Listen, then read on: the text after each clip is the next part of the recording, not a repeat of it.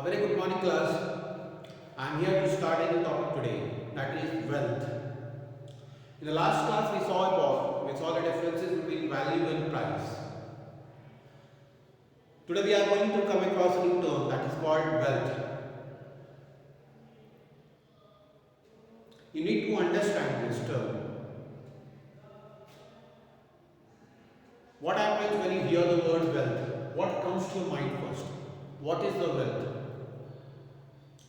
See, in general sense, in a layman's term, we may call money as wealth, we may call assets as wealth, we may call capital as wealth, we may call cash in hand as wealth.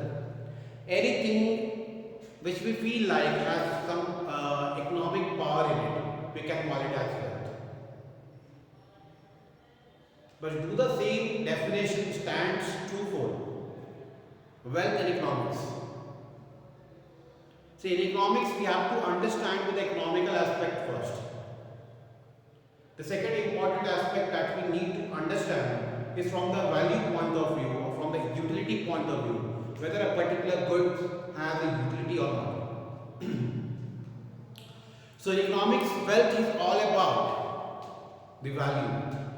If a good possesses a value, if a good has a value, has a capacity to satisfy a particular want, it is called as wealth. It is one aspect. The second important point when we come to the definition of the wealth is it must have a price. It must have a particular price. Then only we can call it as wealth. All the things or everything that is available to us free of cost, for which we do not pay even a penny, we cannot call them a wealth. A good to be called as wealth must have a value and a price. There must be a value of the product, there must be a price of the product, price at which a particular consumer demands it. Air, water, sunshine, all these are free gifts of nature. They cannot be called in economics as wealth. The moment you pay a price, the moment you give something in the economical form, in the monetary form, we'll call it as wealth. So I discussed two important aspects of this. The first is it must have the utility.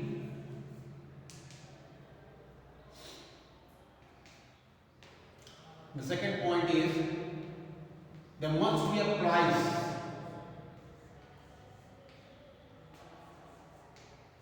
Second point is there must be a price of a particular product, then only we can call it as wealth.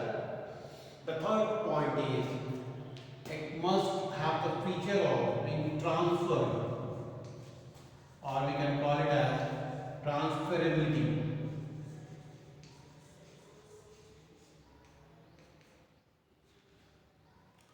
Transferability should be there. Transferability means if I own a product, I must have the right in my hand that I can transfer it to the person who needs or requires more than I need. Means I should have the right, or I should have the capability to transfer it to someone else's name. If the other person requires more than I require, then I must have the right to transfer it to someone else. Now, why is this important?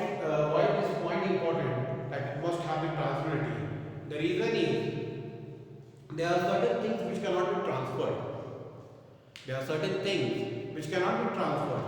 Like the intelligence of a person cannot be transferred to the other person. The beauty of a person cannot be transferred to the other person. The patriotism or the religious values cannot be transferred to the other persons. What can be transferred is in the monetary form. If I have a cash in hand, I can transfer it to the person who requires more than me. If I own a car, I can transfer it to the person who requires more than me. So I must have the right to to someone else's, it is called as transferability. And the fourth important feature is there should be a scarcity. There should be a scarcity of the product. Now, a scarcity simply means when more of the goods are demanded in comparison to the supply. That is called as scarcity. You will have to understand this. Why is a scarcity required?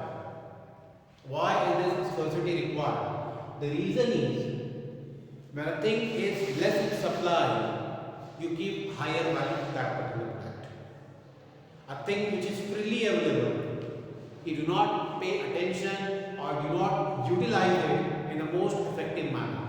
For example, electricity is supplied to us, we do pay a price for it, but apart from it, it's a very minor price, it's a very small amount that we pay. We do not think about the production expenditure or what pay the government bears to reach it to us. All the difficulties we do not think about. The water, we leave it free, it flows on everywhere, it keeps on wasting everywhere. We do not pay any attention because it is free of cost. So when a thing is free, its value reduces or the value is not paid, is not given to particular goods. Same way, when a thing is scarce in nature, when a thing is less in nature, when demand is higher to supply, demand is greater than supply. When a demand is higher to supply, we can call that particular product as a scarce product. So a scarce product basically has value. And what was the first point? It must have the utility, it must have a value. Okay, so in order to refer a good to a scarce good or to a wealthy good, it must have utility. Next point is externality. Last point is externality.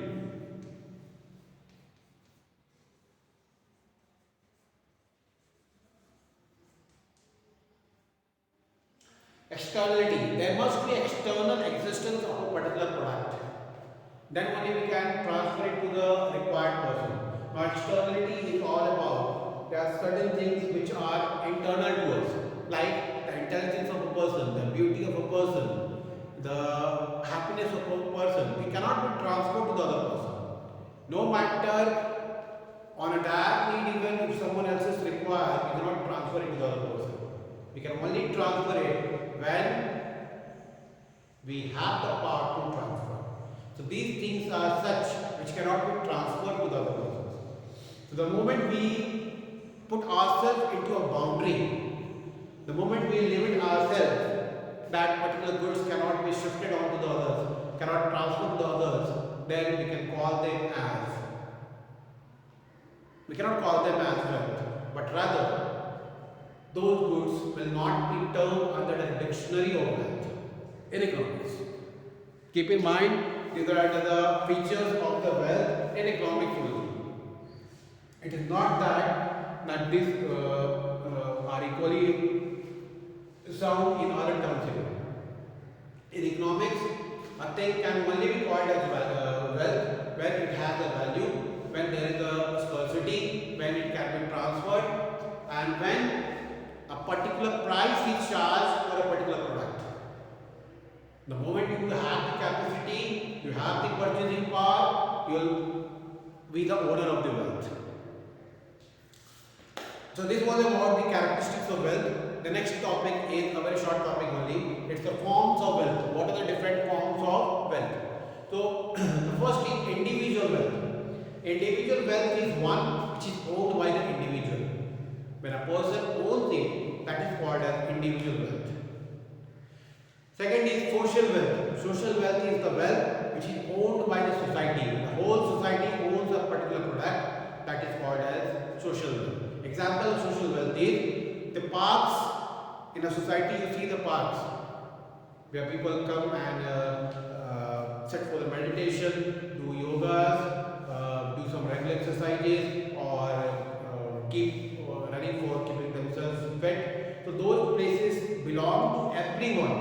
So it is the sole responsibility of everybody to take care of that particular product, take care of that particular goods. Street lights must be having outside your house or on the roads that you travel. So it's the sole responsibility of everyone. It's everyone's responsibility to take care. So that is why it falls under the category of social wealth. Society's wealth means. The third is national wealth. When a thing of beauty is enjoyed by everyone, or when everyone becomes a owner, that is called as national wealth. All the roads that you see, all the construction of the governments that you see, all the historical places of the governments that you see, government is the caretaker and we are the owner.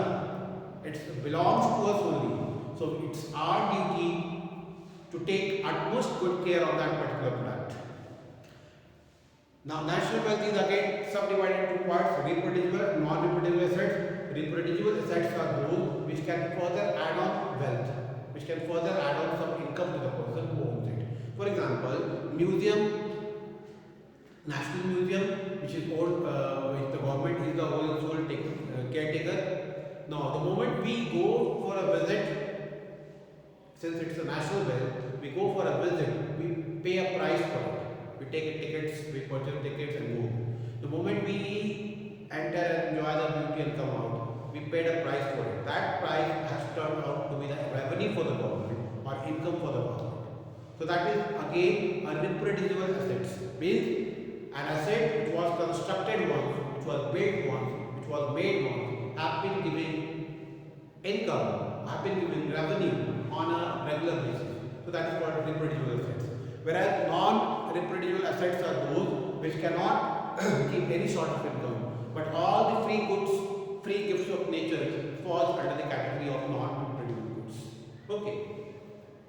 And the last is international wealth. International wealth is again a wealth which belongs to everyone in the world.